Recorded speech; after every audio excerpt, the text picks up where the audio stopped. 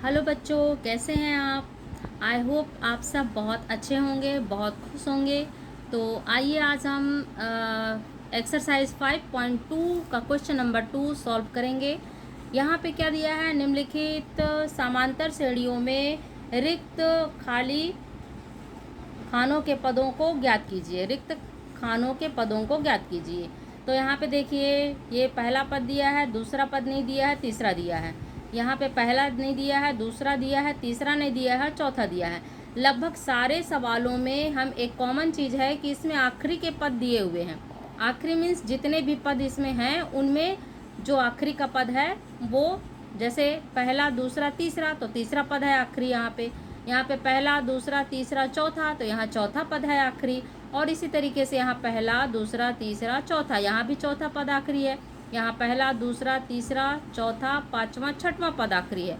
तो जो आखिरी पद है उसकी सहायता से हम डी निकाल लेंगे, और जब हमें डी पता हो जाएगा तो डी की सहायता से हम ए और डी दोनों की सहायता से हम जितने भी यहाँ खाली डिब्बे हैं उनको भर देंगे। तो सबसे पहले हम देखते हैं पहला सवाल, जिसमें पहला और दूसरा और तीसरा कुल 3 पद हैं, जिसमें से तीसरा पद क्या दिया हुआ है 26। तो यहाँ हम फार्मूला क्या लगाएंगे। एक्चुअली में वैसे फार्मूला होता है n पदों का होता है, a n is equal to A plus n minus 1 into D.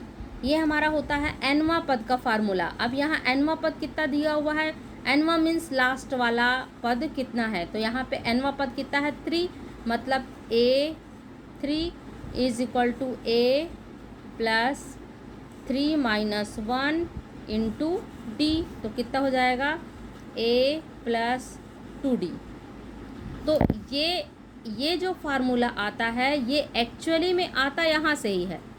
तो जब हमें n पता होता है तो हम ये वाला फार्मूला ना लगा करके डायरेक्ट इस फार्मूले से हम उसे निकाल लेते हैं। जितना n दिया रहता है, जैसे 3n दिया है तो 2d कर लेंगे, 4n दिया रहेगा तो 3d कर लेंगे। तो डायरेक्ट हम इस फार्मूले से अपने किसी भी टर्म्स को निकालने को बोलेगा तो उस टर्म्स को निकाल लेते हैं हम। जब n निकालने के लिए बोलता है या कोई और डी निकालने के लिए बोलता है तब हम इस फार्मूले को लगाते हैं, लेकिन जब n हमें पता होता है तो हम डायरेक्ट निकाल लेते हैं। तो जैसे इसमें थर्ड पद दिया है तो हम क्या लिखेंगे, a3 is equal to A plus 2d। अब a3 हमारे पास कितना है 26 और a कितना है 2 पहले वाले सवाल में।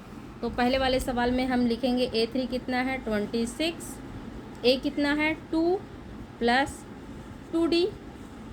ठीक है।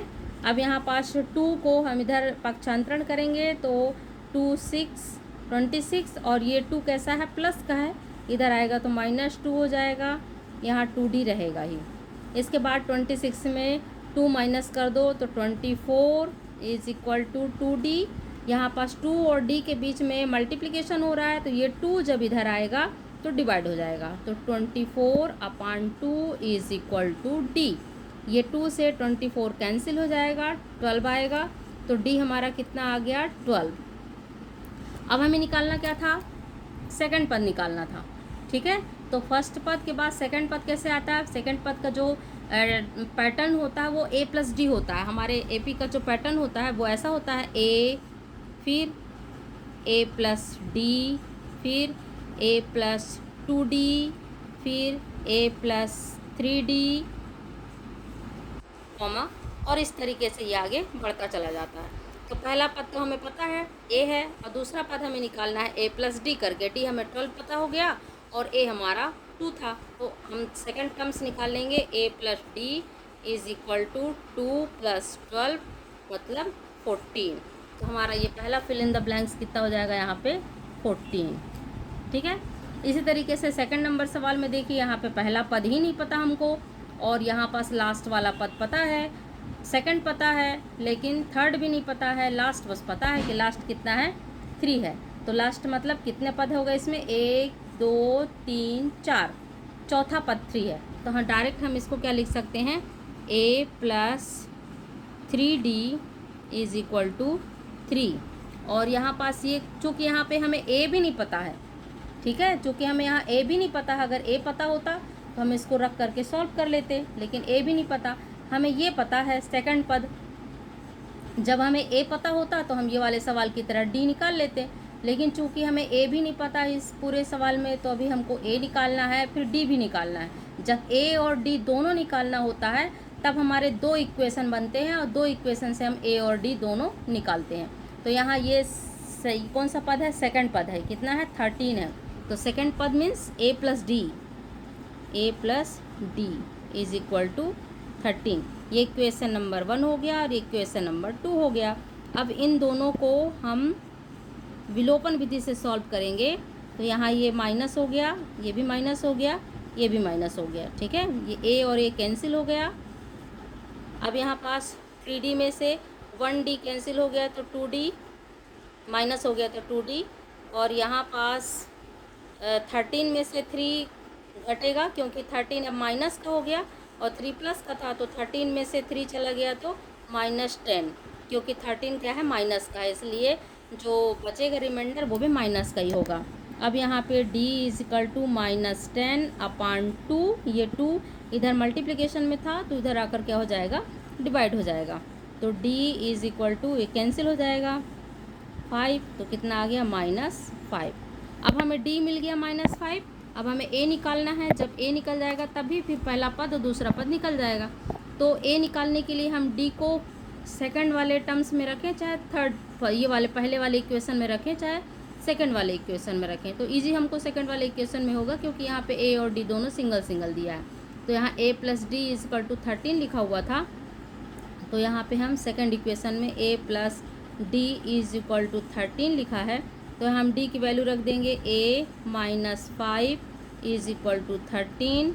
तो a इज इक्वल टू 13 और ये -5 है, उधर जाएगा तो क्या हो जाएगा? +5। तो a इज इक्वल टू हो गया 18।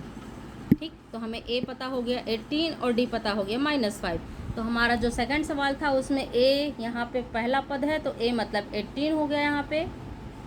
और सेकंड पद तो दिया हुआ है, थर्ड पद नहीं दिया है। तो थर्ड पद के लिए हम क्या फार्मूला लगाएंगे? यहाँ पे थर्ड पद के लिए a प्लस 2d। तो a प्लस 2d करेंगे तो a कितना है? 18 और +2, और d कितना है? -5।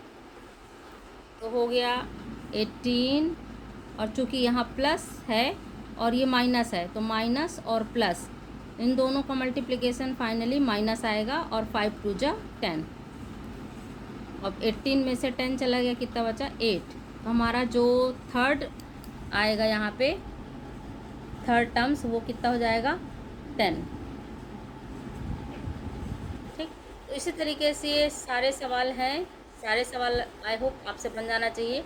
इसमें पहला पद दिया हुआ है और लास्ट वाला पद दिया हुआ है। तो लास्ट वाला पद और पहला पद दिया रहता है तो हमें सिर्फ डी निकालना रहता है। ये लास्ट वाले एनवा पद से हम डी निकाल लेंगे, और डी जब निकल जाएगा तो ए और डी की सहायता से सेकंड पद और थर्ड पद निकाल लेंगे। इस तरीके से यहाँ पहला पद दिया हुआ है, यहाँ लास्ट वाला पद दिया है, तो ये दोनों सवाल फर्स्ट नंबर सवाल की तरह हो जाएगा।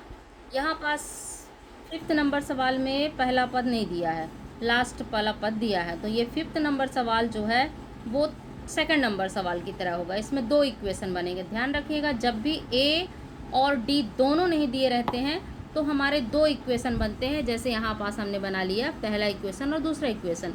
इन दोनों इक्वेशन को सॉल्व करके हम पहले d निकालेंगे, फिर उस d को हम दूसरे इक्वेशन में पहले या दूसरे इक्वेशन में रख करके a निकालेंगे, और जब a और d हमें निकल गया तो फिर हम कोई भी टर्म्स निकाल सकते हैं। ये सारे सवालों को आप अपने से लगाइएगा, कोशिश कीजिएगा। अगर आपसे बन जाए तो ठीक है, और नहीं बनता है तो फिर मैं और एक वीडियो बनाऊंगी जिसमें इन सारे सवालों को बता दूंगी, सॉल्व कर दूंगी। क्योंकि आपको अपने से भी मेहनत करना ज़रूरी है। जितना आप अपने से मेहनत करेंगे उतना आपको बहुत अच्छे से मैथ लगाते बनेगा। तो थैंक यू। अच्छा लगे मेरा ये वीडियो तो लाइक करें, सब्सक्राइब करें। Thank you.